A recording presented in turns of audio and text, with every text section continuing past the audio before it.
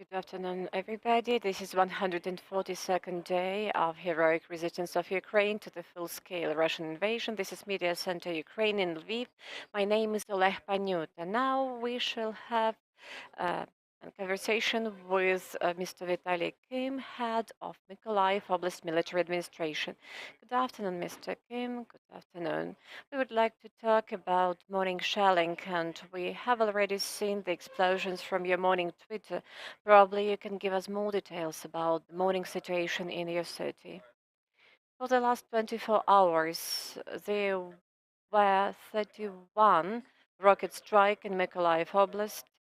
There were 8 anti-aircraft missile system and some other strikes were artillery ones. There were strikes on social infrastructure objects. Also, there were 2 universities struck, our shipbuilding university and Sokhomlinsky University, pedagogic university. So 2 floors are fully damaged. Uh, 11 flats were damaged, 1 private house. It means that the Russians are trying to strike the infrastructure objects. They just strike at educational institutions. Is it correct to say that Mykolaiv is one of the key targets, or Mykolaiv Oblast is also included? Mykolaiv Oblast actually is shelled as well, particularly the villages. These are near front villages. And I'm not going to mention what is damaged there because I do not have the information from the whole region. But Mykolaiv is definitely a civilian settlement, and again, there are targeted strikes. Can we say that it will be difficult to restore these educational institutions before the beginning of the academic year? Well, it is impossible to do till the beginning of the year because 5 rockets, as 300 struck the shipbuilding university and 4 the pedagogical university, and there will be an examination to understand whether at least one of the buildings or any of the buildings can be used. But definitely it is impossible to the beginning of the academic year. Can we say that the intensity of shelling in Mykolaiv is on the rise? And if yes, what could be the reason for this? In my opinion, it is related to the fact that, first of all, our armed forces are successful in this area. They show, and the Russians are also trying to show some results, particularly on civilian population. The Russian state is a terrorist state. Their tactic is very simple. They try to intimidate our people, and even some of our people are saying, "Well, how long will it be on? Let's do something." They try to intimidate people for the people to again press the president or the government to speed up negotiations. So this is pure terrorism. We also have had a chance to communicate with the mayor of Mykolaiv, and he made an analogy that Mykolaiv is something like the ant house, uh, and people are like ants. They try to mobilize immediately, even if something is ruined. Could you tell us if people are like ants? So should they probably behave like ants, be very careful, probably avoid crowded places? Probably they have to find more safe place and not probably in Mykolaiv region. I would agree that we really try to restore and renew the infrastructure which was damaged, and we are like Chinese people. We try to restore everything as quickly as possible. But I really like this metaphor comparing us with ants.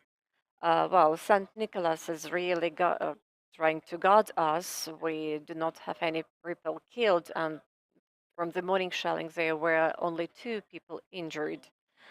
And our people really try to keep to all safety rules and security rules. It's the 5th month we are living under such circumstances, and everybody already got used to it. people who have jobs probably should stay in the region and continue working in order to ensure our victory, because our soldiers are risking their lives in the front line every hour and every day. And those people who do not have any job and have a chance to leave the region, probably they should leave. Probably they should go to the villages or to a safer areas, be they in our region or beyond our region. We can help. We still have 17,000 places for IDPs where we can actually host all those in need.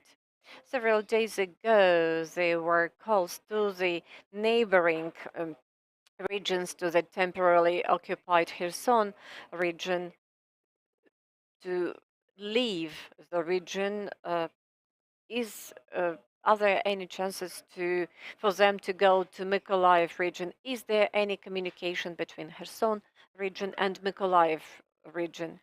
We do have communication with Kherson people, but there is a front line between Kherson and Mykolaiv, and the occupiers do not allow civilians to leave Kherson region and do not allow the humanitarian aid to get there.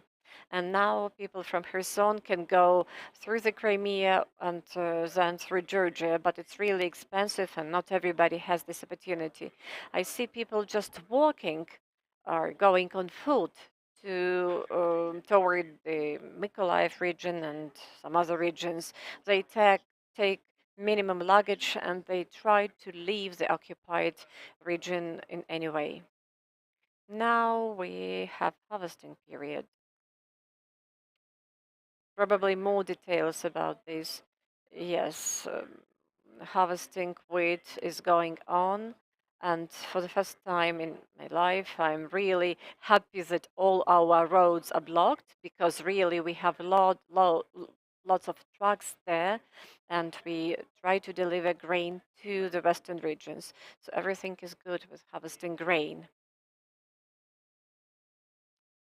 There were negotiations in Istanbul yesterday and the day before yesterday. Probably there are some positive news for the agrarians and for the farmers in Mykolaiv region. And probably they will be able to deliver grain not to western regions of Ukraine, but to Odessa region. Are people from Mykolaiv ready for this?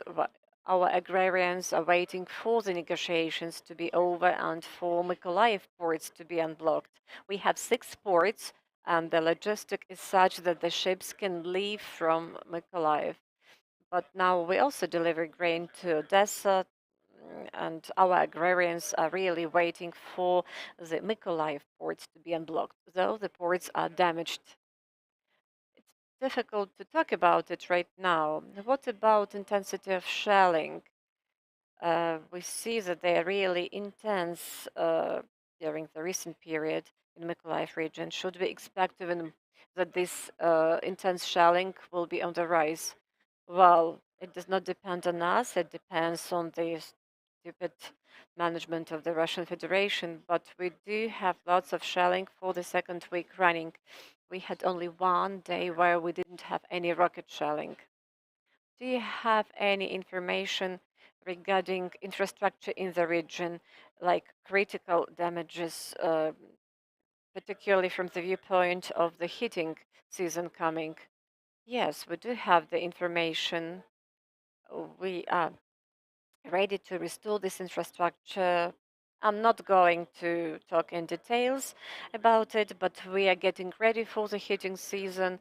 It will be really complicated, and it is not due to lots of damages, but due to lack of our experts and lack of gas. Some, for example, infrastructure facilities cannot be launched because we do not have workers there.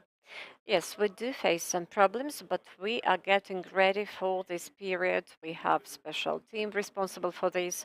There will be heating, or we won't be living on the streets, but we do have some problems. Thank you very much for your answers. That was Vitaliy, head of Mykolaiv Oblast Military Administration. Thank you very much for talking to us. This is Media.